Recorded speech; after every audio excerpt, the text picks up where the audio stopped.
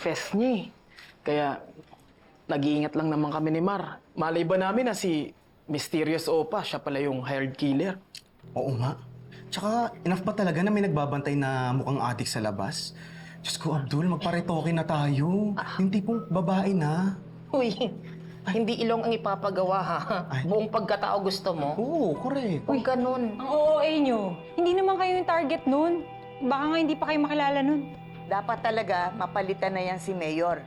Magmula nang maupo yan, ang dami ng krimen. Correct. Alam mo, winner si Amo sa debate. Biruin mo, ang ganda ng mga sagutan niya kumpara kay Mayor. Totoo. Meron akong favorite niya eh, yung women's right. Yung platform niya na yun, favorite ko yun. I love it. Sus! Women's right, women's right. Nung kasikatan yan, nananakit ng babae kaya yan.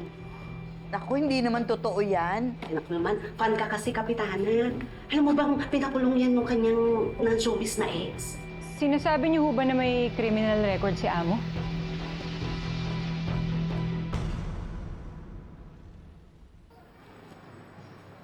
Noble, Ay, ma'am. kuha mo.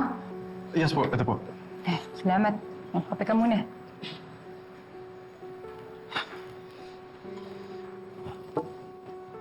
Ma'am, sa tingin mo maniniwala ang mga tao na may connection si Amo sa mga criminal activities? Taas pa naman ng ratings eh. Tapos mahal na mahal pa siya ng mga tao. Baka mamaya sabihin nila, demolition job to para kay Amo. Sabi nga ni Sir Tonyo, ebidensya lang ang totoo at hindi ang opinyon natin.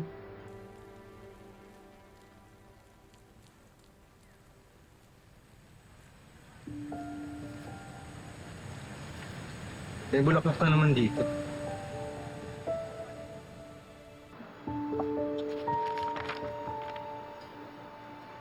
The woman, later identified as Miss Marisa Conde, 5 months pregnant, appeared distressed but unharmed.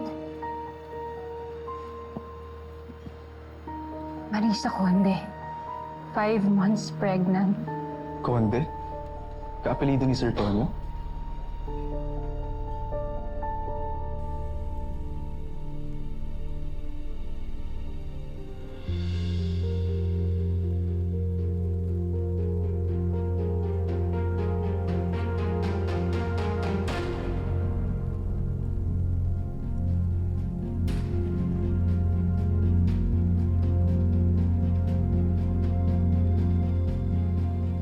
Tonyo?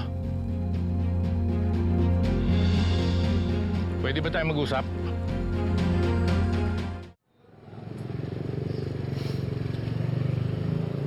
Thank you.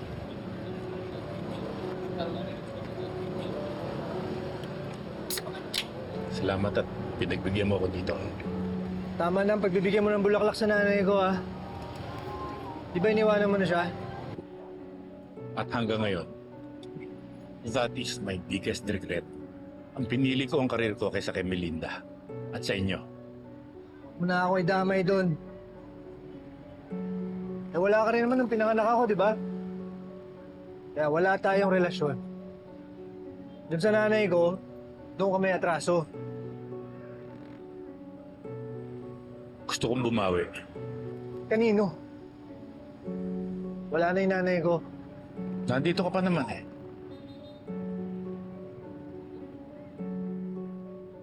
Hindi ko kailangan ng tulong mo.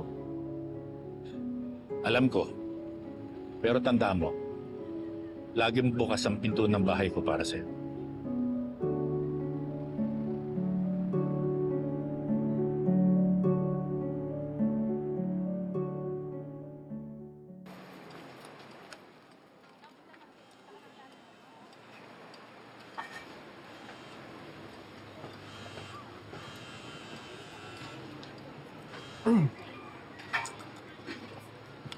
Hello, Chief.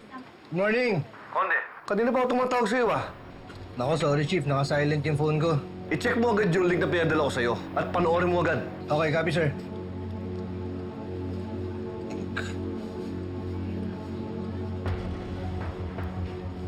Daga, magkano ang ipinayad sa inyo?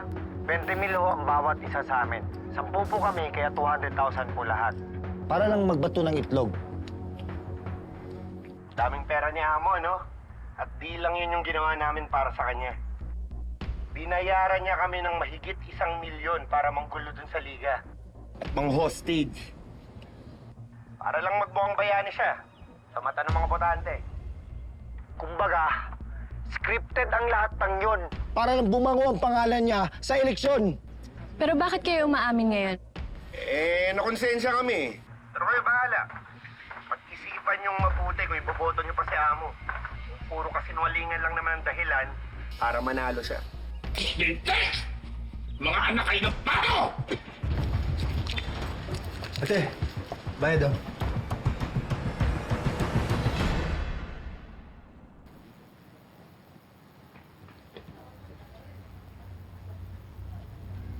Kanina ko pa kayo hinihintay, sir. Bakit, Amigas? Gusto sana ko itanong sa inyo eh. Mamaya na tayo mag-usap. May importante yung kailangan sikasuhin. Tatay mo si Amo. Di ba, sir?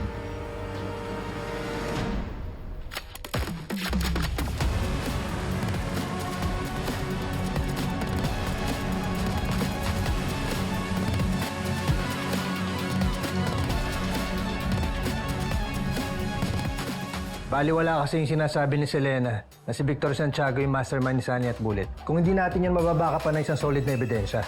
Yung sniper, may balita na ba sa kanya? Wala pa, sir. Pero sigurado ako hindi pa yung nagpapakalayo.